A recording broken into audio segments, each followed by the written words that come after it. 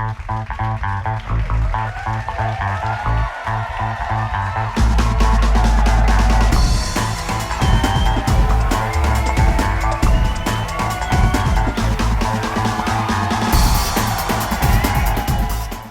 what's good, y'all? Welcome back to another episode. I'm stretching and that's necessary.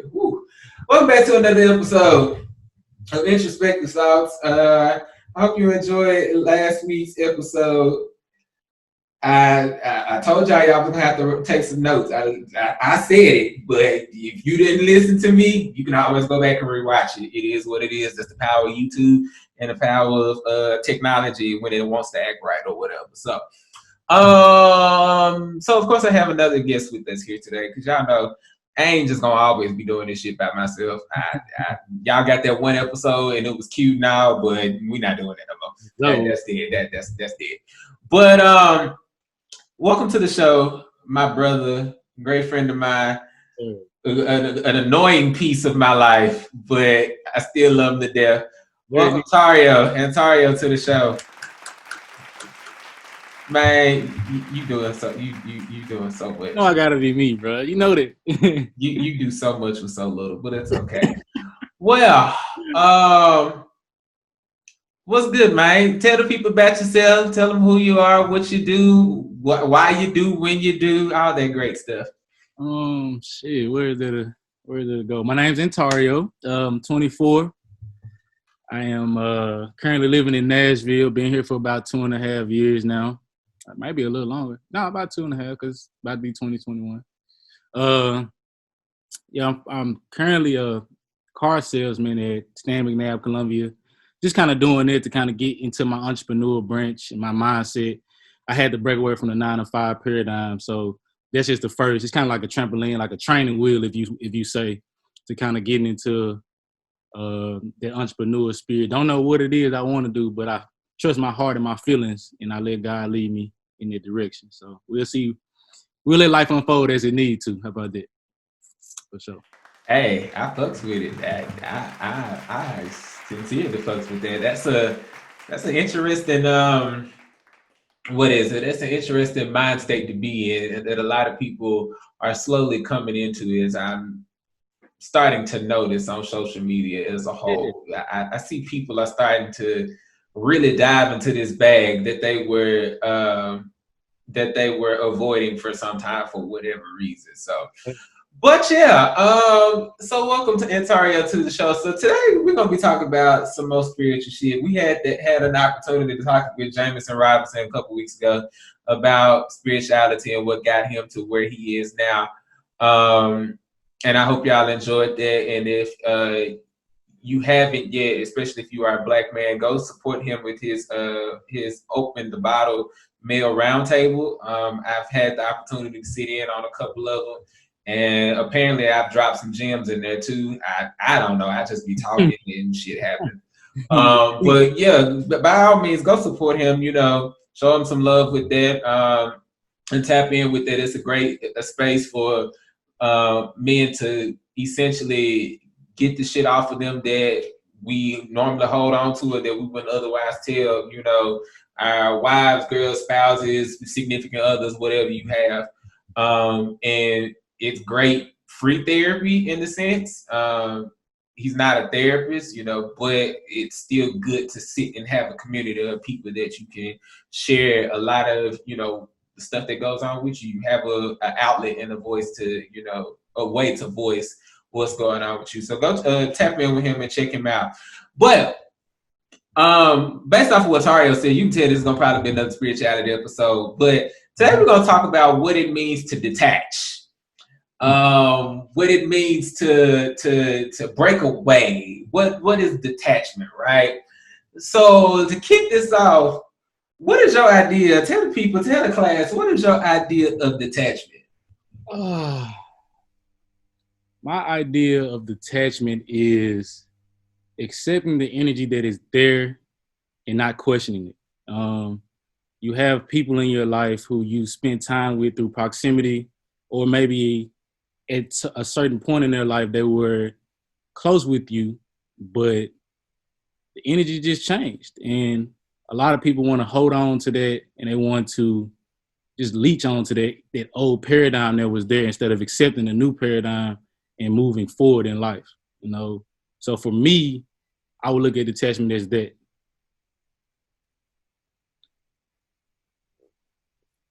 Okay, I like this. So, we got to go to Google because y'all know I got to, give y'all the actual definition. So, Google says detachment, first and foremost, is a noun, Mm-hmm. and it is the state of being objective or aloof. Now, a lot of people may think that aloofness is a bad thing, which I mean, it can be depending on if you're being willfully ignorant or not. But if you are being detached, you are somebody that's just like, I'm not giving my energy or my all to a entity, a being, a thought process, whatever you want to call it, right? Go And down to the third so, definition too, bro. wait, say that again. Go down to that third definition too. Oh, wait, what the third definition said? The action or process of detaching, separation. Hey, see, Google come with it. It literally means that in this literal sense, like separate from something, step back from something, right? And so you brought up this idea of detachment. What got you into wanting to detach from certain situations? What prompted this idea of detachment for you?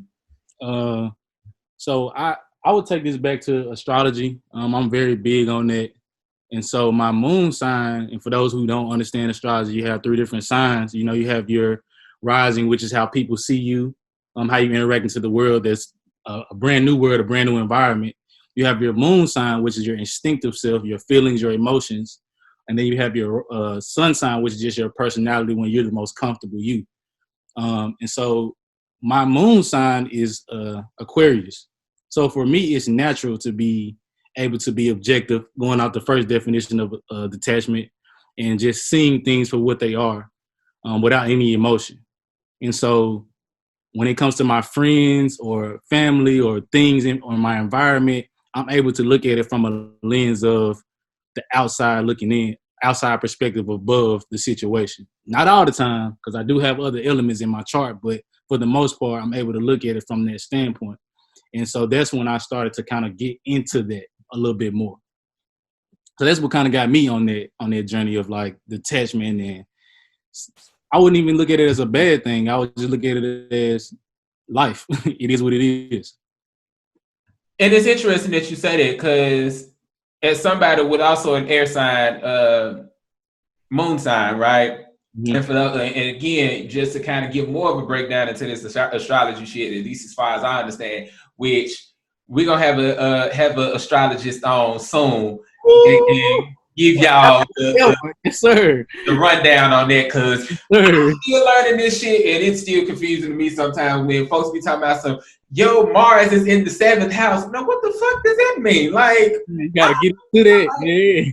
it's in the seventh house. Like, where is it? Up the street or something? Like, I don't know what does that mean? Like, is it in a duplex? Is it in an apartment? What are you talking about? Like Or shit. when people be talking about, Mercury is getting a boosty fade, and I'm like, He said the Boosie fade. I'm not sure what that means. Or Venus is riding in the Escalade. I'm not sure what that means. Like, I'm literally not sure what that means. Why y'all get this man a show? Why? I'm just saying. But but for me, it's like as far as like the moon sign is I understand that your moon sign has a lot to do with your emotions, right? It Mm-hmm. has a lot to do with the element. It is mostly related to the element of water because the moon controls the tides on the earth, right? And so my moon sign personally is Gemini. Now everybody always look at Gemini as the motherfucker that's the craziest bitch on the face of this Crazy planet, motherfucker. which I'm like, it's not necessarily true, and I honestly hate it when niggas be generalized on that labeling people based off of No, based no. off the planets and shit like that. It's like, doesn't make sense. But for me, I also have an air sign, Gemini being in my moon sign, but for me, it used to be very, very difficult for me to detach from situations because Mhm. I would be so caught up in them and trying to figure out, what does this look like and how does this work, and trying to find all the different aspects of it, right? But the thing is with Gemini, Gemini is the twins, right? It's essentially a split personality, which is probably where people get the crazy aspect of it from. But like everything in life, if there's no balance or things are not done in moderation, then of course it's going to be, if something is so polar, that's of course going to be an issue, there has to be balance in everything. And so for me, I was one of the twins that was, always just like, I have to, this is my thing and I have to hold on to this because this is all I have. Not realizing that if I just let the motherfucker go, you know, either A was probably not for me to begin with, or B, I needed to let it go in order for me to get something that's a lot better. And Mhm. so also having that, again, it comes back to this split personality. It's like, okay, which way do I go? Do I attach it? Do I stay with it? Do I let it go? Do I keep it? What do I do with it? Yeah. And so for somebody like Tario who has an Aquarius moon, most of them are just like, I really don't give a fuck. Oh I God. just I just don't like I mean, sure, you're here or you gone. I don't care. Me, on the other hand, I'm just like, I don't know what to do. But now, at this point, I'm like, now that I found balance, in a sense, detachment is a lot easier for me, because it's like you said, with that objectivity, right? Mhm. I can place myself in the center of something or look at it from a third person perspective and be like, okay, is this the thing that I really need to? Okay, what's the pros of this and the cons of this? Mhm. Which one of these is the most is the highest? Okay, I'm going with that because that's what's Yeah. working here. Yeah. And so it's interesting that you brought it up because I don't think a lot of people think about this idea of detachment from an astrological sense, but I also don't think they think about it from the let the shit go so something else better can come along sense, right?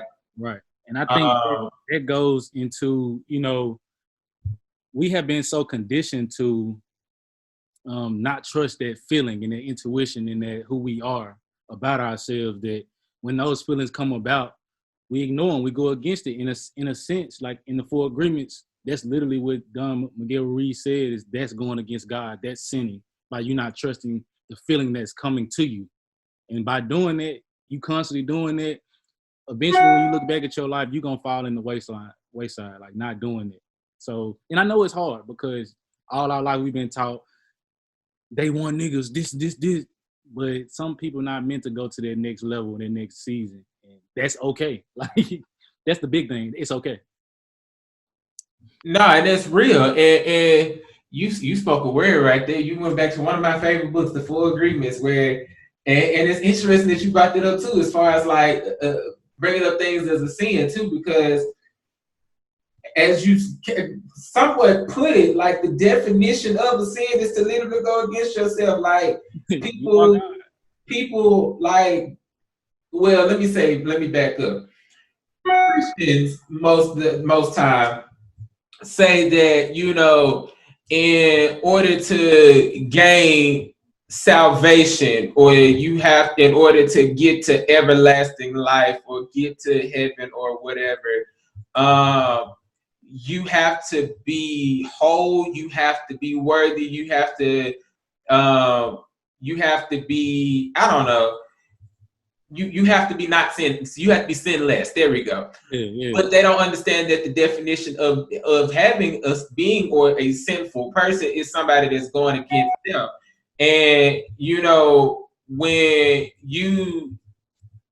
you are actively going against self, how can you be better? Like, how can you get to the next level if you're consistently going against yourself? Because even just listening to other people is a sin in itself. Like, if you don't listen to yourself and listen to your inner guidance, you don't listen to, what works and what's best for you, how do you expect to get to the next level? How do you know what's good for you to detach from, and what's not, good for you to I guess let go and you know, take in to move forward and to move higher. And I love that you brought up the Four Agreements, which if y'all haven't read the Four Agreements, please go get that book. Like, I mean, like for real, go get that book. If you in Nashville or Knoxville, McKay's has it. They have probably like several thousand copies of it for like $3. Go get one. And if not, you know, order it, get an Audible, get something, but get that book, because that book is very life changing, where it talks about, you know, doing the best that you can with what you have, you know, being impeccable with your word. And two other ones that I can't think of off the top of my head, which clearly means I need to go back and reread it. But, you know, all of those different things coming together definitely adds up to this idea of, you know, detachment. Because if you can detach from things, if you know that you did the best with what you had, you should be able to easily detach from it. If you know, are impeccable with your word and you stand 10 toes down on what you believe, what other motherfuckers say about you or say to you shouldn't affect you, right? Mm. And this idea of sinning, or, you know, trying to live sinless, I guess, essentially rectifies itself. If we want to be quite honest, like it essentially works itself out. It's a self-fulfilling prophecy, I guess. Mm-hmm. So it's dope that you brought that up. So my question to you is, like, beyond astrology, what made you say that I have to practice detachment on a consistent basis in order for me to elevate? Man, I'm so glad that I'm glad you asked me that, because I was just thinking about this. Because we always, Charles, he makes us think about some question that we're gonna ask ourselves and what we're gonna talk about with the show. So I was thinking about that, and it was one show. It was the Avatar, and the episode when Avatar met the Guru, and the Guru literally said, you know, in order for you to reach your Avatar state, the last chakra you gotta unblock is your crown chakra, and that's where all attachment is. I think that's what it was. Don't quote me on that, but I think it was that, and he couldn't reach that because he was attached to Katara. And he severed his ties with the Avatar state for that moment because he was attached to Katara.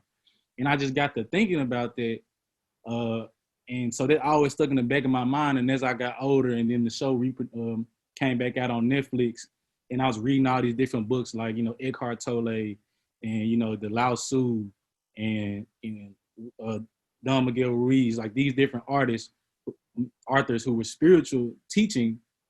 They were all talking about attachment and detachment, and how that can literally be detrimental to your spirit and who you are, you know. And so that's a couple things that kind of led me to this point. And I'm not saying I'm the perfect guy and that I have it every day. Some things round me up, but I kind of go off that Stoic philosophy, like, whatever happens, you know. Control the controllables. Like, that's literally all I think about as I'm going through my day, because whether you mad or sad, the event already happened in the past. It's nothing you can do about it. So why are you holding on to that? At this point, you going back in the past, which leads to depression. Interesting you say that, because I had the same thought earlier yesterday or the day before or something like that. I can't even remember. Days are a blur at this point. Now, baby. I look, they let you know I'm present. When I don't know when days are, they let you know that presence is a thing. But it's interesting that you brought that up, because I thought about that as well, as far as like control the controllables and stuff like that. And that personally is something that I've been working on for the better part of the year. I feel like, if nothing else, everybody has had a lesson that they were supposed to learn in 2020. You know? Thanks. I'm sorry, I don't give a fuck how you feel about it. You can say that 2020 was the worst thing since Hitler, but, which, I mean, technically is not a lie. You know, some of this stuff going on, technically is not a lie. But for me personally, it's like 2020 didn't necessarily kick my ass, but the creator definitely, you know, handed that mug to me. If y'all watch Cow and Chicken back in the day on cartoon, and they used to eat pork butts, and it used to be the literal ass of a pig. That was the Most High saying, and here you are. Just have it, you know, put some sauce on it, cut it up, eat it, do what you got to do with it. Goofy ass dude, bro. I'm just saying, had to give y'all a visual so you know what the hell I'm talking about. But like 2020 definitely like, I mean, it didn't necessarily chew me up and spit me out, but that motherfucker made me put in work. Yeah. And when I say it made me put in work, like when I step back and think about it, me and Antario was just talking about this before we started recording, and we talked about this, you know, several times since August. Mm-hmm. Yeah, about August. Like I think back to where I was 10 months ago, where I was in Memphis teaching government economics, contemporary issues, psychology, world history, math, science, social studies, being a guidance counselor, being an administrator, like all this shit. Like, and I'm not over exaggerating, like I damn near was doing all this shit, like real talk. But I think back, like I was there at that point, and I was so depressed, and I was so anxious, and I was so bothered about life as it stood. I felt like I didn't have a direction of where I needed to go until I took a leap of faith and literally just like, you know what? Fuck this shit. I'm out. Gotta bounce. Like literally had to bounce, like a bad check. I had to bounce. And from then up until like now, I didn't realize how much attachment that I had to things. I didn't realize how much attachment that I had to materialism, how much attachment that I had to people, to places, to ideas, to thought processes, to old traumas. Like I didn't realize, and this is not to belittle anybody's, you know, mental health, because I deal with my own mental health issues, right? It took me this year to realize that most of us deal with obsessive compulsive disorder, but not in the sense of what we see like on a Lifetime show or on TLC, where people have to do things a certain amount of times in order for them to feel comfortable, right? My OCD was in the sense of I'm obsessing over a situation that happened in the past to the point where I refuse to let that shit go. And in doing that, like Tario just said, that's what leads to depression, because you literally are sitting in that same shit for however long, and it's been oversaid and done with, right? As soon as he said that, it made me think back to Lion King when Rafiki and Simba was talking, and Rafiki bust Simba across his head with his staff, and he was like, "Ow, that hurt," and he was like, "Yeah, but it happened in the past." He was like, "Yeah, but it still hurts." He's like, "But that's fine. It still hurts." But you still have to let that shit go, accept it, own it, and then move the fuck on from it. Because when you don't, then you're going to be stuck on the fact that it hurt, or stuck on the fact that it happened, instead of getting to where you got to go. And so I sit and think about my own, you know, situations and shit like that, where now I'm sitting at this point where I've had the revelation about a month ago at this point, where I'm like, yo, I'm exactly where I said I wanted to be. I'm literally exactly where I wanted to be, where I said I wanted to be, where I'm like, I'm not working a 9 to 5. I don't go clock in for nobody. I'm creating this content, doing these podcasts, teaching people. I'm in my doctoral program. I'm doing what I want to do. And of course, there could be a lot more that I'm like, that will make this perfect. But where I am right now, I'm grateful to where I'm. This is perfection. I couldn't ask for this. I couldn't ask for this to be any better than what it is right now. I legitimately couldn't, you know. And, you know, just kind of listening to, again, it's something we talked about before we record, just to even think about, like, you know, in that time, I've had the opportunity to get closer to my intuition and to my inner God self, and to listen to what my ego is saying and try to redirect the energy and be the alchemist that I was in a past life, you know, be embodying that energy now to get me past where I am now, to get me to where I'm going. It's allowed me to step more into my power as it is now, you know, and in doing so, it's got me to the point where, how can I put this?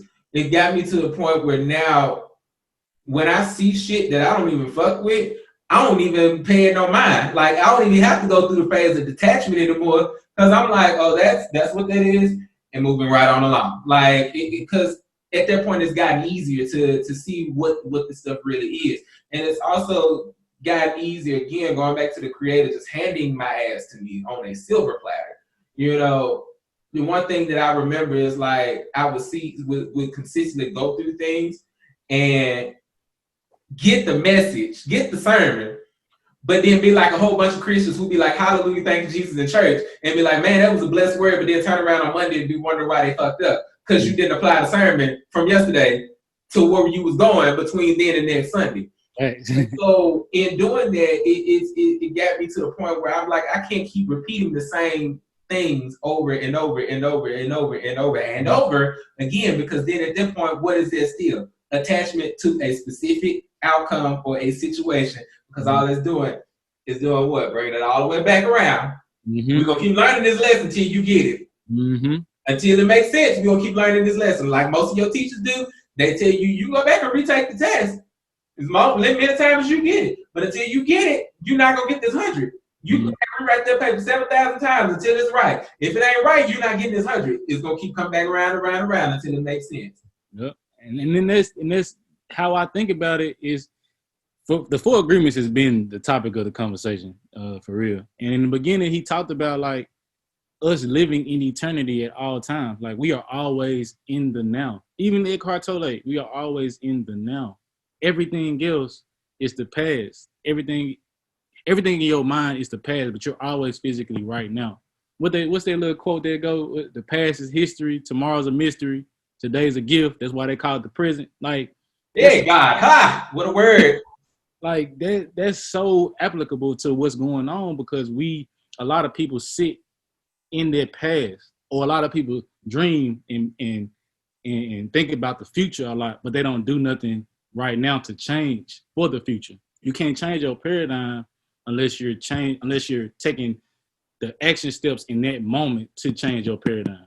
You can't just wish for it. You got to literally go out and get it. And that's where like the Bible comes in, like faith without works is dead. And like, you got to pray ceasingly. Like you got to pray through your action. You got to pray through, I'm finna walk on water knowing that God got me. I'm not going to stop. I'm going to keep moving forward. You know what I'm saying? With that knowledge. But a lot of people don't do that because they scared. They, you know what I'm saying? They don't got the faith like they think they do. They don't, and I ain't even no religious person, but I know God walk with me because it's just a feeling. Like your angels with you, your ancestors with you. It's whatever you want to call it. All of it's the same music playing.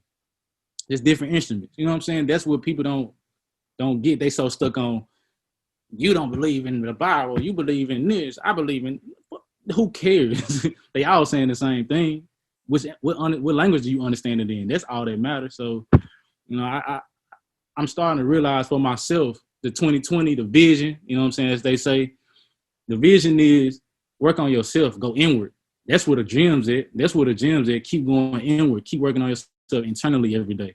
And before you know it, Lord behold, everything gonna be in your forefront. Like even you, Charles, like we think about how much you was panicking consciously, but your unconscious was telling you, bro, shut the fuck up. Like, I got you, bro. Like, I'm doing everything. I'm gonna make sure you take these, even though you don't like where you at, we're gonna do everything in this moment to make this situation the best that we can. So when you go to your next moment, you're gonna have everything you need.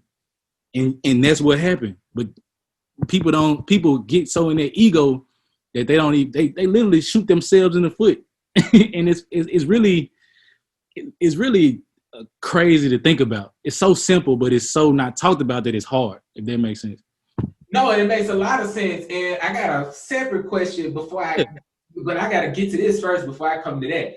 It's interesting that you brought that up, because in multiple of those moments, I never realized that I was shooting myself in the foot. Literally, I was just like, and cock and pull trigger. Oh, you lost one toe. Okay, you want the other one gone? And cock and pull trigger. Oh, there's 2 toes gone. Like, we keep going down the foot then, damn it. Like, let's blow the ankle out too. Like we can keep doing this. Yeah. But it's because I keep flashing back to the weekend, whatever. Again, days I'm glad at this point. When I moved to DC, and when I tell y'all, Antario can tell y'all for real, but I tell y'all, I was like, bro, I hate every moment of this. I don't even want to be here. Fuck all this. I want to go back to Tennessee. This is some bullshit. And I knew I was wilding when I said I want to go back to Tennessee. I knew I was wilding when I said big bullshit. When I'm like, nigga, you got the opportunity to get the fuck out of this racist piece of shit. You gonna go back? What is scared, nigga? Is you scared, nigga? No, it wasn't even that I was scared. I was mad because I was like, bro, this is bullshit. Like, don't none of this make sense that this stuff is happening like this. And I mean, y'all, when I tell y'all, I mean, it was one thing after another, after another, after another, after another. And I'm like, so just tell me you hate me if that's the case. Like, just, we ain't got to keep, we literally don't have to keep doing this. Like, just tell me you hate me and tell me this ain't what I'm supposed to be doing. Just say it. Like we don't have to keep doing this. But in the midst of doing that, though, it was like that was one of the lessons that I needed. Like I needed to sit there in that moment and kind of just relish in there because it made me think back to the many of times over this past year where I have not clocked into somebody else's job since January 21st. Literally, January 21st was my last day at this school. And I didn't even go in to teach. I went and got my shit and bounced. Like, out of there. Was out the fuck out. Like, I got the fuck ASAP. As Tokyo Tony said, got the fuck ASAP. Like, was out that bitch. And, like, literally every single time leading up to that point, like, the recurring lesson for me over this entire year was like, you're going to be taken care of. Shut the fuck up and just sit there and you gonna be fine. I'm sitting here like, well, bitch, I don't know what the fuck that look like. I don't know what the fuck you talking about. I don't know what that means because for me, you know, I've always been in the mindset since I was like 12 that if I don't do this shit, nobody else is gonna get it for me. Which some of that ain't a lie. Like that statement is not fully a lie. Right. However, because I was attached to that mindset and I wasn't willing to let go from that and allow motherfuckers to do for me, what was that doing? Blocking that? I mean, just block, just blocking everything. And it got, and I'm gonna be honest with y'all, it got so bad to a point where literally in September, it was just like, is it curtains for me or like, what is this? But then literally the week afterwards, finally, my lovely school got their shit together and disbursed me my refund check from the loan that I had to take out to go get this bad boy, bitch. Hey, 45, before you get out of office, go ahead and wipe that debt out real quick. Go ahead and wipe that out real quick. Just as a parting gift to us. Like, I know you won't fuck with us like that, but just go ahead and just slide that off the table real quick, just so we could have had. Right, like just slide that off real quick. But you know, but I didn't realize how attached I was to this concept of money. I didn't realize how attached to this concept of materialism that I was, like that my needs weren't taken care of if I didn't have X, Y, and Z, right? But what this whole year has taught me, in the sense of going back to my original question, because the question is on paradigms, right? Is how my paradigm shifted. And I even said that, I was like, bro, I'm killing old paradigms, I'm killing old cycles, I'm killing old things, because those selves and those things, they no longer serve me. They no longer get me where I need to go. Like, y'all could look at my tweets from back in, let's say, like March, April, May, June, and look at them now, and you can see like they've done a slow but full 180. Like they are from an entirely different perspective and a different paradigm, right? And so my next question to you is, when you bring up the term paradigm, what do you mean? Because I don't think a lot of people know what that means. Like, if you read the 7 Habits book, you know, by Sean Covey, you have an idea of what a paradigm is, but what is a paradigm to you? And no, I don't mean 20 cent. I don't mean a pair of dimes. That's not what I mean. I mean a paradigm. I don't mean two that's a 10. I don't mean two Hamiltons to make a Jackson. Yeah. Like, or make a Tubman, which that ain't gonna happen. So y'all can quit holding y'all breath for that. But whatever. What is your idea of a paradigm? What does that term mean to you? A paradigm is a set of patterns that you unconsciously do every day. A mindset that you unconsciously have about things and people, situations. that you just, you're going about doing every day. And I think there's a couple of ways you shift your paradigm. I think death is one of the quickest ways. Like if you die and come back, or you witness death, it shifts your paradigm. Or you just sit with yourself and become consciously aware of what you're doing unconsciously. I think that shifts your paradigm a lot of ways too. And I think it goes back to psychology, because I was a psychology major. I mean, all the knowledge is pretty much intertwined, and it's all the same. But you have your three different minds. You have your conscious mind, which is the one that's either blocking out things or letting things come in. You have your subconscious mind, which is kind of going, it doesn't know any difference between things. It just kind of lets things happen as they are. Don't judge it. Don't judge it. Just kind of let it go in. And then you have your unconscious mind, and this, when your subconscious mind eats that information, your unconscious mind does it without thinking about it. That's why you can text without looking at your phone, probably, or drive without thinking about other things, because your unconscious mind is now working on autopilot. That's what makes us so powerful, because we can walk without thinking about it, breathe without trying to, blink and we need to, like things of that nature. Our heart pumps without us having to think about it, those type of things. And so when you become conscious of those things, that's why they suggest meditation and yoga. When you become conscious of those things, it empowers you to change certain things about yourself, makes you conscious about other things. So when and why yoga and stuff is so important is because, or meditation is because when you go into these situations where you're unconsciously getting nervous or unconsciously having anxiety, you consciously go into your breath and start to consciously ask yourself questions or consciously focus on your breath, which then helps you get out of those mental states and those paradigms that you're in.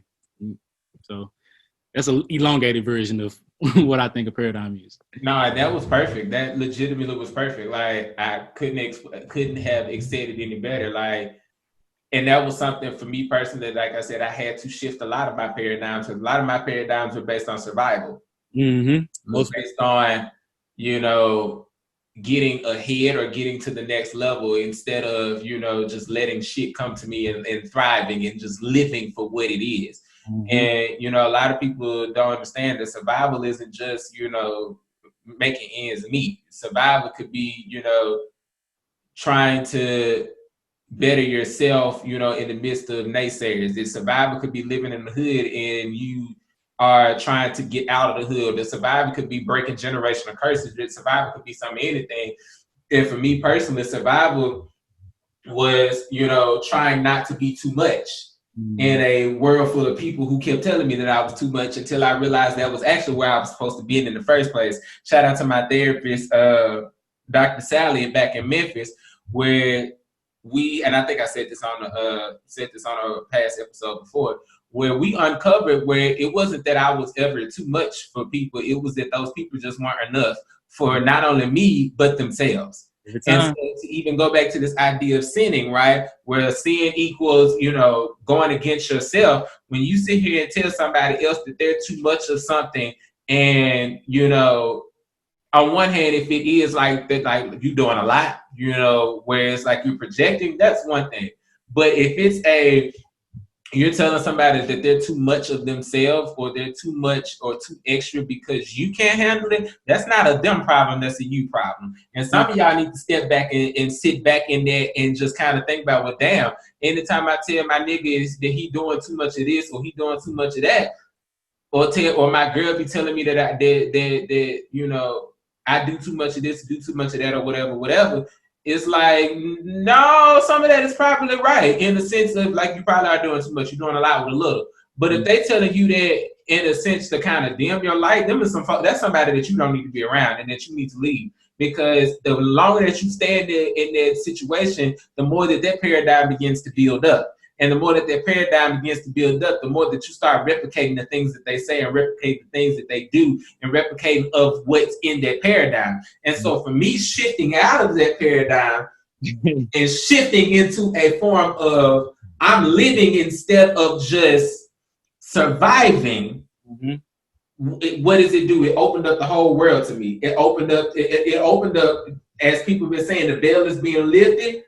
The veil was ripped. It was just like, snatch this shit out of your faces. That's not helping nothing. Yeah. And a lot of people go through this world looking through rosy-colored glasses because of the people that they've had, around them, or because of the circumstances that they've been through. But the longer that you attach to those ideas and things like that, the worse off you will be. And I don't think people put those numbers together like that. You have to let it, like, we're not telling you to let this shit go, just to tell you to get over it. But that's kind of what we're telling you to do, is get over it. In harsher terms, yeah. In harsher terms, yes. But I mean, you talk to a Scorpio rising sign, I'm going to tell you that. Yeah, I'm going to keep it $150 with you. So it's hard. When I come at you, I'm going to come at you hard. But I think that everybody goes through the exact same things in life. And it's just like people don't like to talk about it. People scared to be vulnerable. And I get it because, sometimes I'm scared to be vulnerable. Scorpio rising, bro, we kind of just dust shit off. We ain't really, we feel it and we observe it and we just dust it off and keep moving forward. That's just kind of how we all are wired. But just kind of thinking about when I was in college, everybody had this paradigm going to UT. We had this paradigm of drinking, and that's our version of turning up and having fun. Now, of course, that's never naturally been me, but I'm in the environment. That's the paradigm I'm in. So that's what I'm going to do. But once I start to separate myself from the paradigm, once I graduated, if this is what happened at first, once I graduated, I tried to separate from that paradigm, but that crab in the barrel mentality, everybody bringing you back because they like, Antario, you don't turn up with us no more, bro. You ain't doing this with us no more. And me not being aware that God telling me, that ain't you, bro. Like, you were doing it at the time and it was fun, but that ain't you, bro. Like, you don't got to do that. I'm constantly going back into it, ignoring those feelings, sinning, going against God. And every time I'm doing that, I'm feeling worse and worse, going more into depression because I'm like, wow, I'm constantly battling myself instead of just accepting who I am and go wherever I need to go together. Like, that's what happened. And then once I started to do that, I stopped caring about them calling me and saying, come turn up. Nah, dog, I'm good. I got something else I want to do. And if you won't accept it, if you're not cool with that part of me and that aspect of myself, then we were never friends. We just had a condition. We had a shared energy that we like to do. And but most importantly, that's okay. That's what people don't get. It's okay that we were never friends. I'm not. We learned something from each other. It was a season. That plant grew. Unfortunately, that plant died.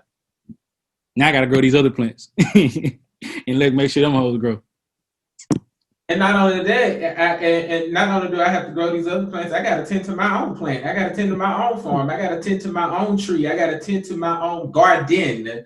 Because if I don't make sure that myself is good, I tweeted this earlier, I said self-preservation over everything. Because if I can't get to myself first, how can I be expected to give to you? Because the measure that I give unto me, I can give it to other people. I can't give to other people and myself isn't taken care of first. Like that don't make sense. And people will sit there and say, well, oh, that's selfish, and oh, you just being uptight and you don't want to do this, that, and the thing. Well, then shit, so be it. Hell, like what's the issue with it at the end of the day? Like, if that's what makes me happy and that's what's, getting me where I need to get to, why are you pressed? Exactly. Like what? Okay, yeah, I'm gonna get on my soapbox and get off on a whole tangent. I ain't finna do that. Well, is there any last questions, concerns that you want to share with the class before we get out of here on this lovely day? Well, the messages that's been coming to me through people and through myself is it's okay to be yourself. If people don't accept you for who you are, then they're not your friends, and you need to separate from them because God made all of us individually to experience each other and love each other for the aspects that we bring to the table in life. And if people don't accept your aspects and love your aspects, then they don't need to be in your table.